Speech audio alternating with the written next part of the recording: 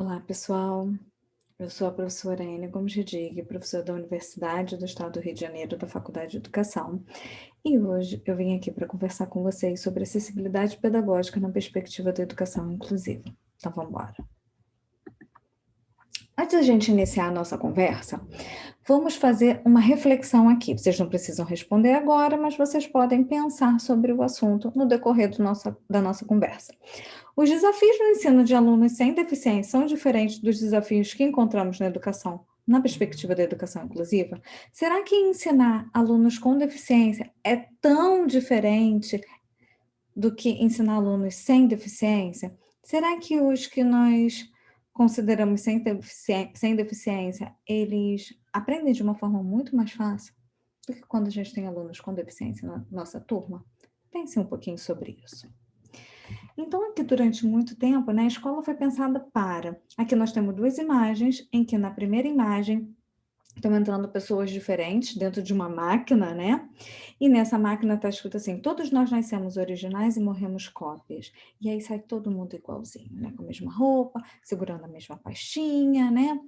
E na outra imagem nós também temos uma escola em que todo mundo entra diferente e sai todo mundo igual, né? A escola foi pensada para padronizar, né, para que todo mundo saia igualzinho, mas quando hoje a gente entende que a nossa sala de aula, ela é heterogênea, ela é composta por uma diversidade enorme de alunos, a gente não pode mais pensar dessa forma, né. A gente tem que entender que todos os nossos alunos são diferentes, que todo mundo aprende de uma maneira diferente. E para isso, eu preciso ter várias estratégias diferentes para poder ensiná-los. Então, o que muitas vezes fazemos, né? Aqui nós temos uma imagem em que tem vários alunos com os fios, né, na cabeça para injetar o conteúdo, e tem uma menina pendurada na janela, sem os fios, olhando para a janela e vendo várias coisas interessantes que tem no mundo. E aí a professora fala assim: se afasta da janela, querida, você não vai querer ficar para trás, certo? E a menina fica: que sons legais. Nós não queremos ficar para trás, né? Ninguém quer ficar para trás, mas tem tantas coisas interessantes por aí, né? Tantas coisas para a gente aprender, diferente do que a gente está vendo na escola, que acaba nos chamando a atenção. Então, como é que a professora pode tentar trazer essa diversidade existente na nossa sociedade, essa pluralidade que nós temos no mundo para nossa sala de aula, né? Para que o conteúdo não seja desvinculado da nossa realidade, do que nós vivemos, né? Então, nós, como professores, temos que tentar contextualizar e trazer para a realidade do aluno o conteúdo acadêmico que nós queremos ensinar. Então, aqui nós temos uma tirinha, né, com 4 imagens da Mafalda, a Mafalda pegando uma fita métrica e medindo a cabeça, e olha a fita métrica e olha a cabeça, e aí no final ela fala assim: será que aqui cabe tudo que vão meter na minha cabeça? Será que não são tantas coisas? Será que na minha cabeça cabe? Né?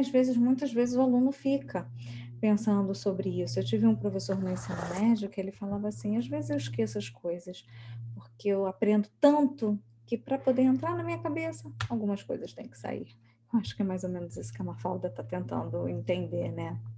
E aqui nós temos duas imagens em que uma menina na cadeira de rodas está olhando para a porta da escola, desanimada, né? A escola com a porta fechada, ou seja, você não entra aqui. E nós temos na outra imagem todo mundo ao entorno de uma mesa oval, na cadeira de rodas, com óculos, todo mundo, né, sentado, conversando, estudando, aprendendo juntos, né? Então, assim, hoje em dia a escola tem que ter essa segunda imagem, né, como perspectiva. Ela tem que entender que todo mundo é diverso, todo mundo pode aprender juntos. E aqui a escola não pode fechar as portas para alguns alunos. Ela tem que estar aberta para receber todos, e para isso ela precisa se adaptar para que todos os alunos possam estudar, porque é direito dos alunos estarem dentro da escola. Então, a inclusão escolar, ela tem que garantir o quê? A presença do aluno na escola, ela tem que garantir a participação dele, a construção de conhecimento, ou seja, o aprendizado, e a saída da escola com uma escolarização adequada, né? Não é para ele ficar mais do que deveria na escola, nem menos tempo do que deveria, mas ele precisa ficar o seu tempo correto na escola, um tempo adequado, e que ele saia da escola com uma escolarização adequada, com um aprendizado adequado para a sua idade séria. E aqui na nossa outra imagem, né, temos um aluno olhando para o quadro, e a professora ensinando que x mais 2 é igual a 5, x é igual a 3, e aí o aluno fala, ei, mais devagarinho, a senhora ontem disse que x era igual a 2, como hoje pode ser x igual a 3, né? Então, é preciso rever as práticas pedagógicas precisam fazer sentido para esse aluno, né? A escola precisa fazer com que ele entenda o motivo dele estar indo para a escola, estar aprendendo esses conteúdos e não passando conteúdos que não fazem nenhum sentido para ele. E aqui nós temos uma imagem de a professora Passarinho, né, falando com a mãe Peixe. Mãe, seu filho tem um sério problema de retardo, ele tirou outro 0 no exame de voo, né? A gente não pode avaliar alunos sem ter ensinado a eles, né? Avaliar de forma assim, já sabendo que eles não vão conseguir. Como que eu vou pedir para o aluno peixe voar? Eu tenho que avaliá-lo de acordo com o que ele sabe fazer, de acordo com as suas potencialidades, né? O peixe, ele mergulha lá no fundo, nas profundezas do mar, do rio, da lagoa, ele pode pular, ele respira debaixo d'água, mas ele pula também, sai um pouquinho fora da água, ele pode ver outros peixes, ele pode ver tubarão, ele pode ver golfinho, ele pode ver plantas debaixo d'água, ele pode ver uma diversidade de coisas, mas ele não pode voar. Mas olha o tanto de coisas que ele pode fazer e que eu posso avaliá-lo e posso exigi-lo, exigir um aprendizado de acordo com as suas potencialidades e não o que tenho certeza que ele não sabe, que é voar. Mas olha o quanto de coisas, quanta capacidade, quantas qualidades ele tem que ele pode me mostrar. E aqui eu tenho um menino, né, com uma cabeça enorme, com várias caixinhas, né, matemática, história, geografia, redação, física, química, literatura, né? O ensino precisa ser contextualizado e não fragmentado, pois o sujeito é complexo, é completo e o conhecimento não é dividido. Não dá para fazer assim, agora é aula de matemática, vamos aprender matemática, colocar um pouquinho aqui do conteúdo de matemática, vamos aprender história, botar um pouquinho aqui, geografia, um pouquinho aqui. Não! Nós somos um ser complexo e completo, né? Onde os nossos conhecimentos se misturam, onde os nossos aprendizados se misturam, que eu aprendi história, eu posso levar para geografia, posso levar para redação, que possa levar para física e para química e para literatura e assim por diante. E por que que quando a gente está na escola, o nosso aprendizado tem que ser fragmentado? Ele não tem que ser fragmentado. Ele precisa ser em conjunto, ele precisa ser completo, né? Ele precisa entender que para eu aprender matemática eu preciso da física, eu preciso da química, eu preciso da história, e que uma disciplina complementa o outro. E por isso os professores precisam planejar juntos. Precisam saber o que cada professor em sua matéria, né, na particularidade da sua matéria, o que ele está ensinando. Para que eu possa também criar vínculos e trazer esses conteúdos para minha matéria, para minha sala de aula.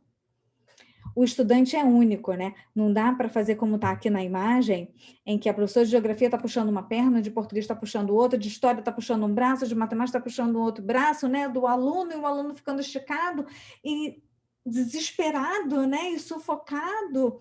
E o aluno grita assim: vamos tentar fazer algo juntos. Os professores precisam fazer algo juntos, né? O aluno não é compartilhado, o aprendizado não é compartilhado, como a gente acha que é, e que o aluno tem que estar pronto para receber aquele conteúdo naquele horário da aula, né? É preciso planejar junto, é preciso que a escola pense o aluno de uma forma completa, no seu desenvolvimento pleno, né? Onde a gente pretende que esse aluno chegue, né? Como a gente quer que ele saia daqui da escola, com quais aprendizados. E para isso, eu preciso reconhecer a competência de cada professor em sua disciplina. Aqui na outra imagem, né, que é do Charlie Brown, e aqui está a amiga do Charlie Brown, que eu no momento esqueci o nome, e ela fala assim: senhora Swanson, eu não entendi o quarto exercício. Naturalmente, eu não entendo outros 3 problemas, qualquer um deles. realmente eu não entendo toda a matemática. Vamos encarar isso? Eu não entendo a escola. E aí a gente para pensar que a escola precisa fazer sentido para o aluno. Por que ele está lá na escola? Se ele não entende nada, se nada faz sentido para ele, vai ser mais difícil ele aprender, né? Quando a escola é um ambiente prazeroso, quando a escola faz parte da realidade dele, quando a escola faz com que ele se sinta bem lá e quando ele começa a ver significado nos seus aprendizados, a escola começa a fazer sentido, né? É que nem aquela. Tem também uma outra tirinha que fala assim: eu não entendi nada agora. Vamos ser sinceros, né? Eu não entendo nada desde março. Então, assim, se você não entende nada, fica difícil você avançar nos conteúdos e fica difícil com que o professor também comece a te ensinar coisas mais complexas se o mais básico o aluno ainda não aprendeu. Entende-se por educação inclusiva como um novo modelo de escola em que todos os alunos, independente de suas condições socioeconômicas, raciais, culturais ou de desenvolvimento, sejam acolhidos nas escolas regulares, às quais devem se adaptar para atender suas necessidades. Ou seja, a escola tem que estar de portas abertas para qualquer tipo de aluno. O aluno que quer estudar lá, quer se matricular nessa escola, ela não pode rejeitar e ela precisa oferecer todos os suportes necessários para que esse aluno se desenvolva, para que esse aluno aprenda, para que esse aluno faça amigos, para que esse aluno socialize, para que esse aluno se constitua como sujeito. E aí, quando a gente pensa em inclusão, a gente tem que pensar em alguns aspectos. Inclusão didática, teoria da aprendizagem, modelos didáticos, diferenciação curricular, organização, os recursos humanos e materiais, né? O que o professor precisa, quais são os suportes que o aluno e que o professor precisam, quais são as capacitações que esse professor precisa, que essa comunidade escolar necessita, né? Orientação, ensino diferenciado, avaliação diferenciada, estratégias de intervenção pedagógica individuais e coletivas, né? Como é que a gente pode fazer para pensar num processo de ensino-aprendizado realmente eficaz para todos os alunos? Então, é pensar desde a sua organização da sala de aula, como é que ela está organizada, onde que esse aluno está sentado, se eu terei cantinho, se os mapas geográficos estarão disponíveis, se os experimentos de química, de física estarão disponíveis, desculpa, se os livros estarão disponíveis, dicionários, para que esse aluno tenha acesso aos conteúdos, ele possa buscar quando precisar, né? Pensar também no tempo em que eu darei aquele conteúdo. Sabemos que os tempos de aula são muito curtinhos, principalmente se a gente for pensar no ensino médio, né, em que eu tenho lá um tempo de matemática, um tempo de inglês, um tempo de espanhol, um tempo de biologia. Então, como eu posso ampliar o tempo de aprendizado desse aluno, né? Passando atividades complementares para ele, passando atividades alternativas para ele, montando grupos de estudo, monitoria em outros momentos, né? Guardando um horário das, da aula ou do horário que eu estou na escola para tirar as dúvidas desse aluno. Perguntar para esse aluno como eu posso ajudá-lo, quais são os materiais que eu posso. É um livro com uma pauta maior, ele não consegue enxergar para copiar do quadro, é passar esse conteúdo para ele por e-mail, para que ele possa usar com um ledor de tela, ou dar xerocado para que ele possa copiar em casa, autorizar que ele grave a minha aula para que ele possa ouvir quando estiver em casa, disponibilizar materiais concretos, vídeos. Quanto mais materiais eu possa disponibilizar, melhor para ele, para que ele possa escolher dentro daqueles recursos qual que melhor se adapta à sua realidade. Pedir para que ele também ajude a construção de materiais, né? Para que ele possa construir protótipos junto com o restante da turma, né? Fazer jogos, pedir para eles criarem textos, fazerem releituras de textos, de quadros, de obras e assim por diante, né? O que a imaginação permitir. E com relação às avaliações, que tipo de avaliação eu posso dar? Posso perguntar para ele o que você entendeu, o que você quis escrever aqui, dar um tempo maior para ele, pedir para ele fazer a prova com uma mediação em uma outra sala, tentar avaliar sem ser prova, fazer outros tipos de avaliações, tentar pensar no processo de ensino-aprendizado, né, nesse aprendizado como um processo e não como um produto final, como uma nota. Porque muitas vezes essa nota não representa o aprendizado desse aluno. Inclusão escolar requer acessibilidade pedagógica. Não basta chegar, escrever uma porção de coisa no quadro e achar que esse aluno vai aprender. Não. E, e pasmem, até os alunos sem deficiência muitas vezes não aprendem. Lembrem disso. Aqui eu tenho uma imagem, né, com 4 imagens separadas. Na primeira imagem, que representa a igualdade, eu tenho um jogo de beisebol e tenho três rapazes assistindo esse jogo, né? Na primeira imagem, eu tenho um muro, uma cerca, um muro não, uma cerca na frente deles, e eu dou um caixote para cada um, sendo que o primeiro menino é muito alto. Então, mesmo com ele no caixote, ele consegue enxergar, que é uma beleza. O segundo é mediano, então com o caixote, ele fica com a cerca na sua altura. O primeiro está na cintura, o segundo está na altura do ombro, então ele consegue enxergar. E o terceiro é muito baixinho e mesmo com caixote ele não consegue enxergar o jogo. Mas é igualdade, eu dei um caixote para cada rapaz. Na equidade, eu tenho o rapaz, o mais alto, não, sem caixote, porque mesmo assim a cerca fica na altura do seu ombro, ele consegue enxergar o jogo sem problema. O segundo, com um caixote, porque a cerca fica na altura do seu ombro e ele consegue enxergar. O terceiro, com 2 caixotes, porque assim a cerca fica na altura do seu ombro e ele consegue enxergar o jogo. Então, aqui na equidade, eu estou oferecendo os recursos para quem precisa e possibilitando que todos possam assistir o jogo. Mas muitas vezes a nossa realidade, e aí eu estou já na terceira imagem, a nossa realidade é que o primeiro rapaz que é alto e que não precisa de caixote recebe 1, 2, 3, 4, 5, 6, 7 caixotes. Ele está lá nas alturas, ultrapassou a cerca assistindo. O segundo está lá com o caixote, consegue assistir. E o terceiro, que é baixinho, ainda está num buraco para ficar mais fundo ainda, sem acesso ao jogo. E aí, quando a gente propõe inclusão, a gente propõe o quê? Eliminação de barreiras. Então, aqui eu não tenho cerca. Todos podem assistir o jogo da forma que quiser, sentado, deitado, em pé, mas todos conseguirão assistir o jogo porque eu não tenho mais a barreira da cerca. Então, quando eu falo de inclusão, eu falo exatamente isso. Eu falo de eliminação de barreiras, de acessibilidade pedagógica para que todos possam aprender, independente das suas condições. Agora, eu tenho uma imagem de 2 meninos soltando pipa, soltando pipa.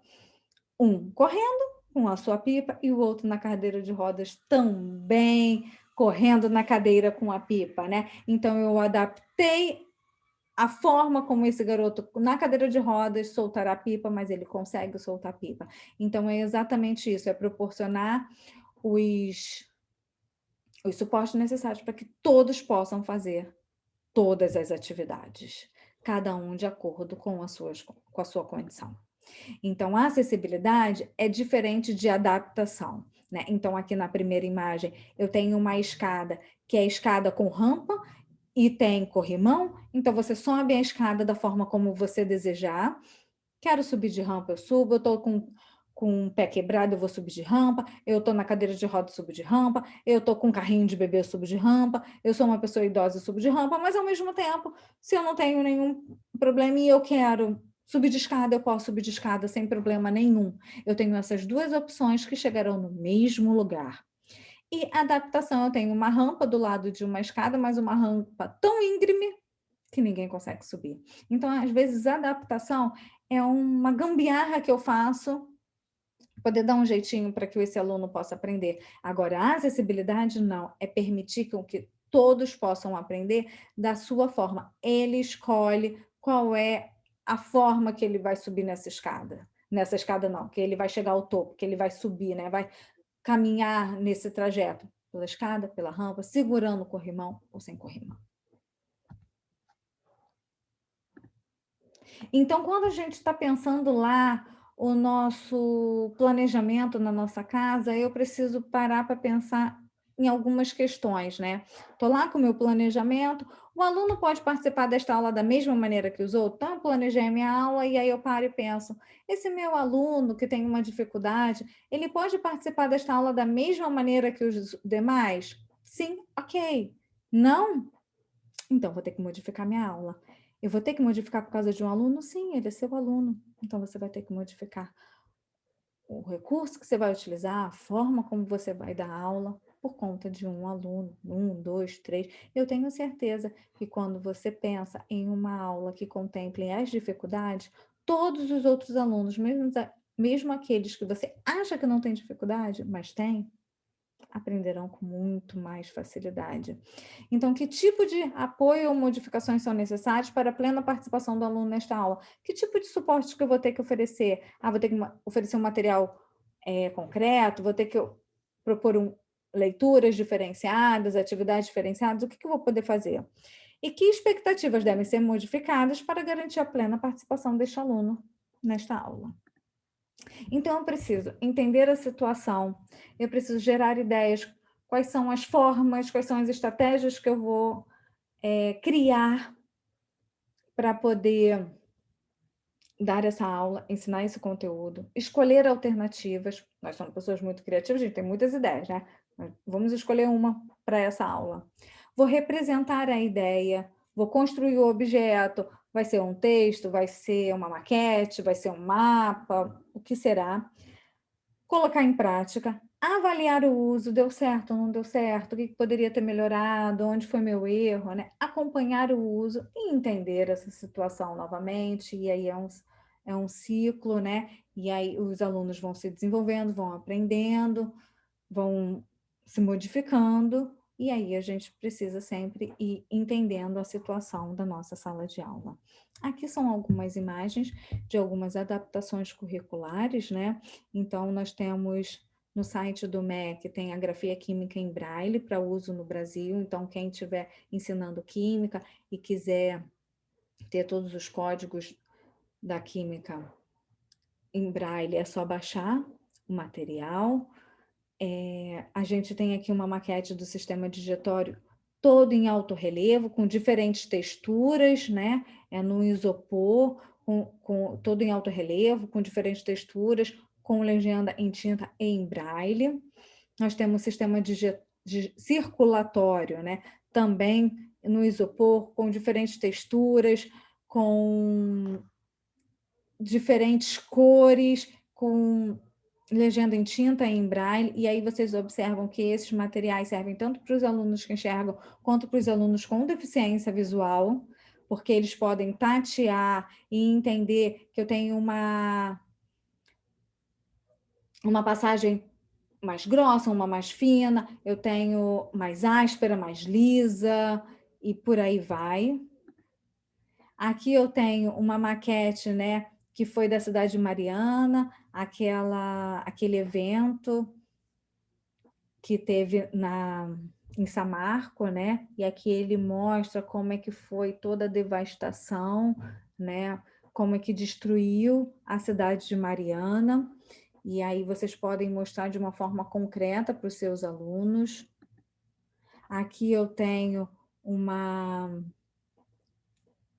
como é que eu vou chamar? Um material que representaria o sangue, sabe?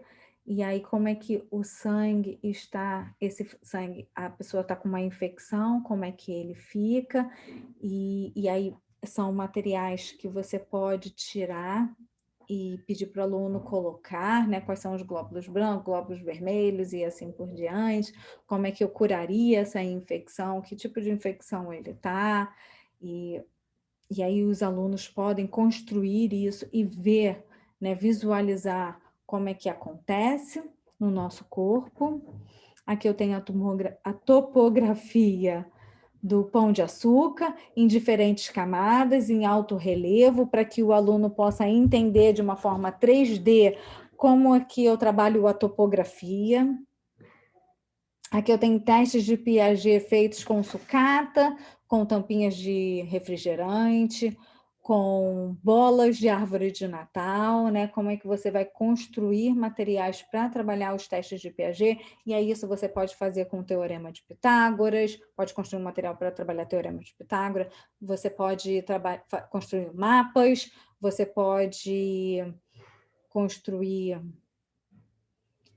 fazer experiências físicas, experiências químicas, pode trabalhar biologia, português, trabalhar com memes, né? Todos em alto relevo para poder discutir as diferentes formas de escrita.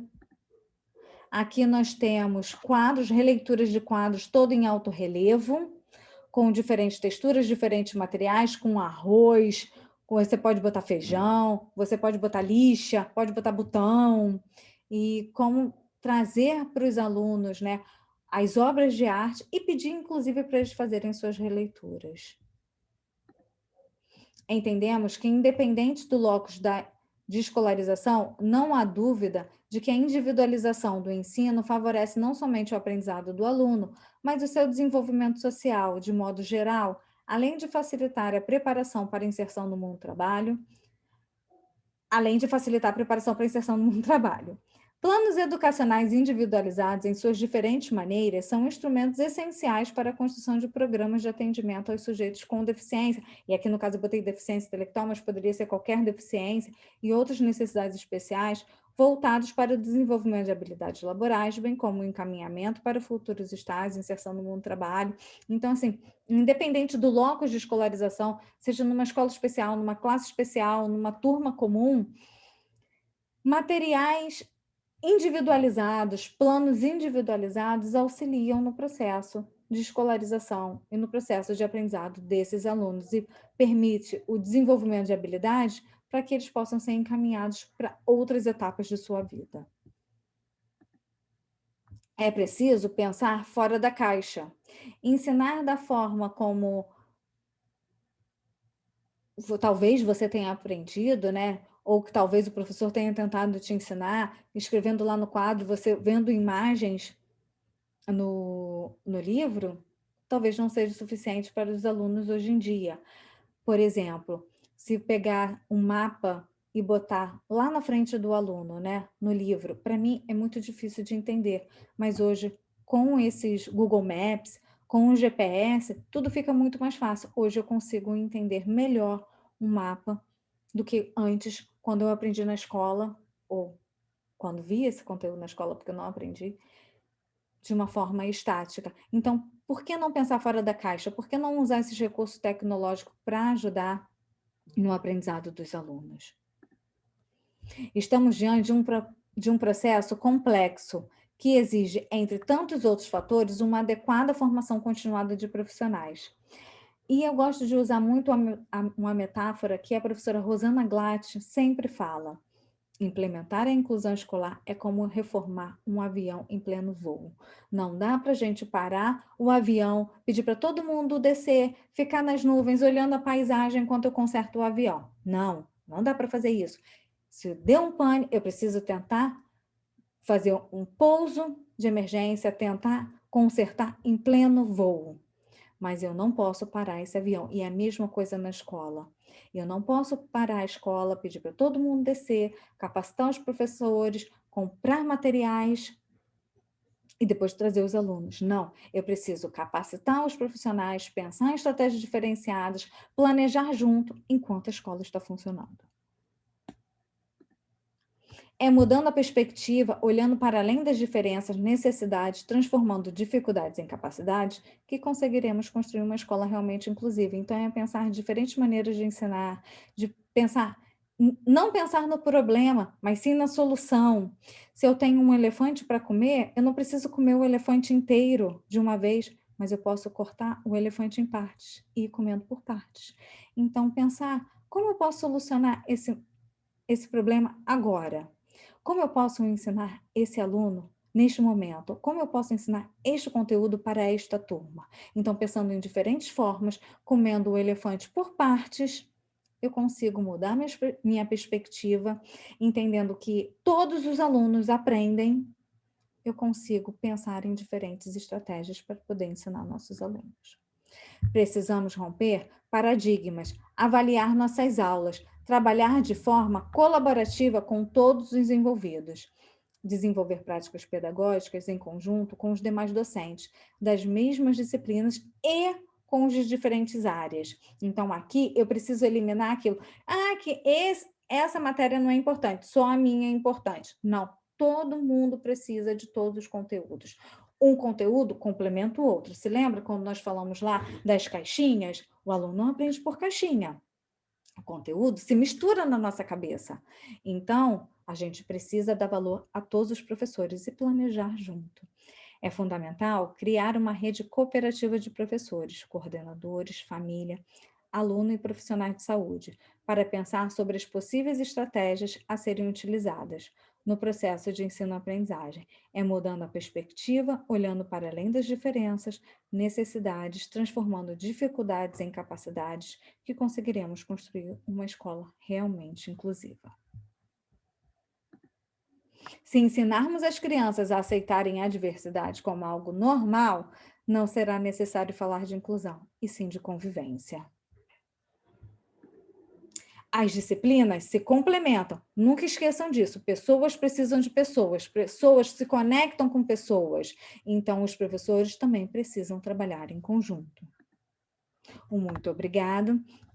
Aqui está o meu perfil no Instagram, do Café Inclusivo. Por favor, nos sigam lá, que lá a gente divulga sobre novos conteúdos, sobre informações, sobre lives, sobre palestras, sobre cursos, todos na área de educação especial e inclusiva. Um muito obrigado e até uma próxima.